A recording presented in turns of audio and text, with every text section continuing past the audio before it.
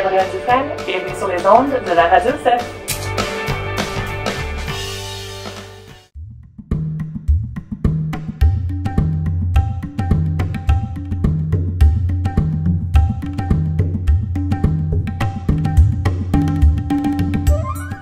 Les finissants 2023 sont presque à la fin de leur parcours secondaire.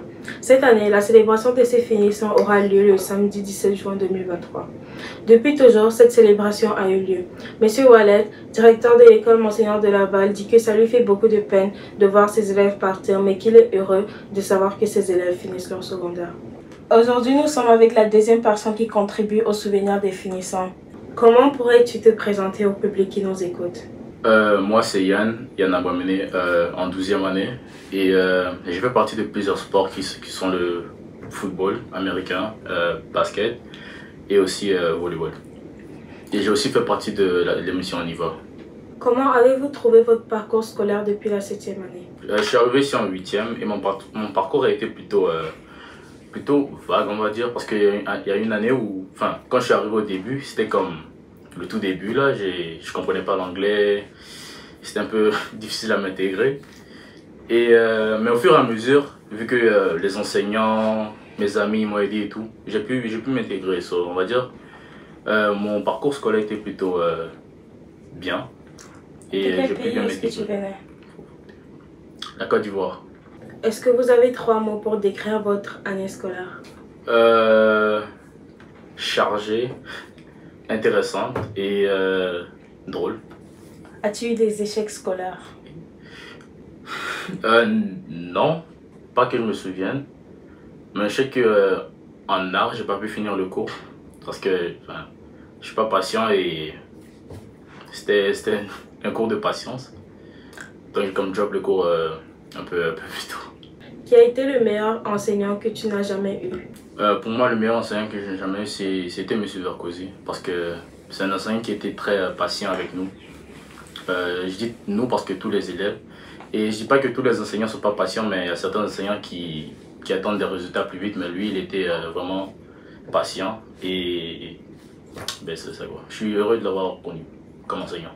Comment est-ce que tu gères tes réussites? Pour mes réussites, je les gère plutôt normalement. Je les prends normalement parce que dans ma famille, c'est comme si je vais à la maison avec une moyenne basse, je peux pas me sentir bien parce que la plupart de mes frères, eux, ils sont comme des grands. So, moi aussi, je vais être un grand.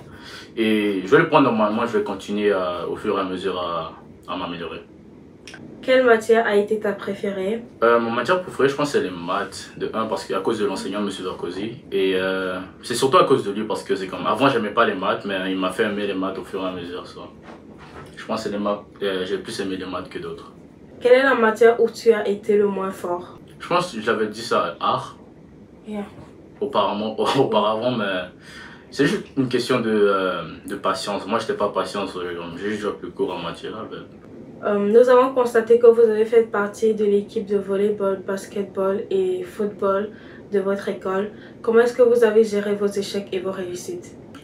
Pour le football, la plupart de nos matchs ont été des défaites. Mais on l'a géré tous en équipe parce qu'on est une équipe de, je pense, d'environ 70 personnes. Et quand une personne est mal, l'autre va venir pour le remonter le moral. C'est un travail d'équipe en fait. C'est pas une personne qui est énervée et tout le monde s'en fout. Si une personne ne se sent pas bien, tout le monde est là pour le réconforter. Quel est le plus beau souvenir de votre parcours? Je pense que c'est en 9e année quand j'ai commencé... Non, je pense en 8e année quand j'ai commencé Laval en voyage. Non, pas Laval en voyage, désolé. Quand j'ai fait On y va, Radio-Canada, j'ai été, pas acteur, mais c'est comme quelqu'un qui faisait une émission pour les jeunes. C'est une émission qui m'a marqué et j'ai bien aimé comme faire des recherches, apprendre plus et faire un peu de l'acting un peu. C'est quelque chose qui m'a plu. Quel est ton pire souvenir? Mon pire, c'est assez drôle parce que mon pire souvenir, c'était en classe. Comme j'avais vraiment envie d'aller aux toilettes là. Je pense que j'ai dit ça comme partout, j'ai même mis dans l'album souvenir. Je partais aux toilettes et demandant au professeur, je lui demande est-ce que je peux aller aux toilettes et il m'a demandé pour faire quoi.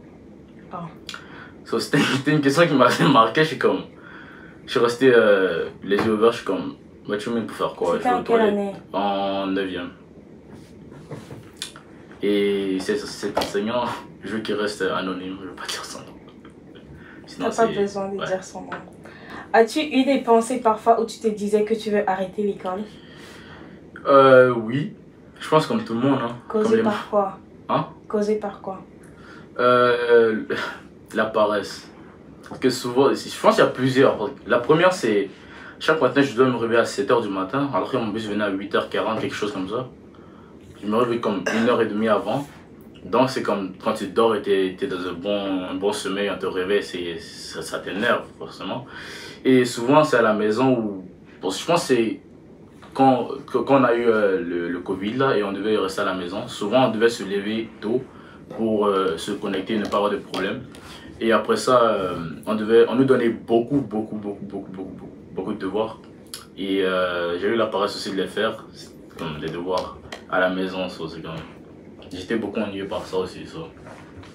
Quelles sont les motivations que tu as eues pour pouvoir surmonter ces doutes? Mes parents.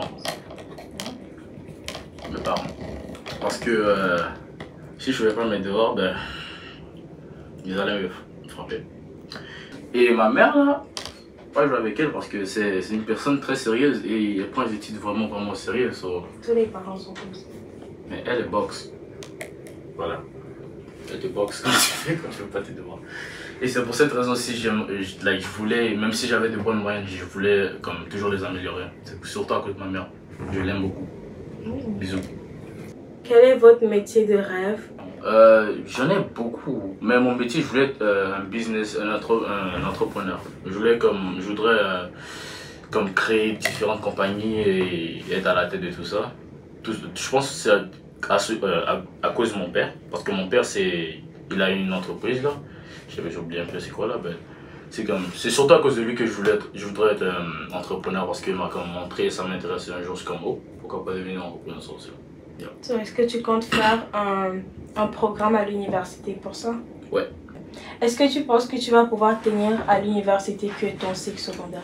Oui, parce qu'à l'université, on n'a pas beaucoup de cours comme ici et je pense c'est pour ça que je pense que je vais réussir parce que les horaires sont très différents. Et même si les cours sont difficiles, je sais que je vais avoir beaucoup d'aide si je pose beaucoup de questions et ouais, je pense que je vais pouvoir tenir l'université. Est-ce que vous comptez déménager?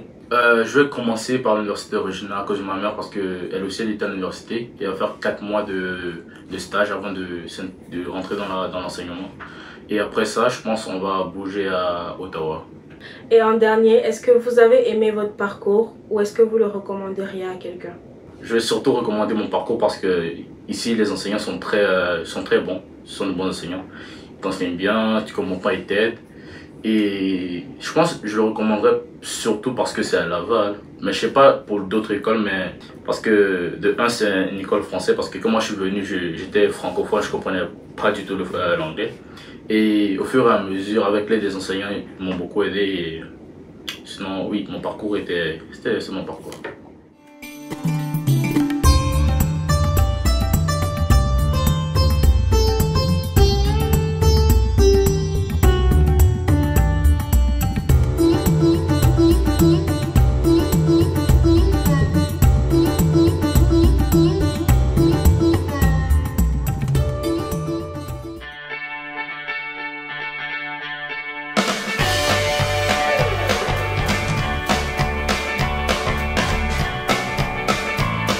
Ici Gabrielle Dufresne, bienvenue sur les ondes de la Radio CEF.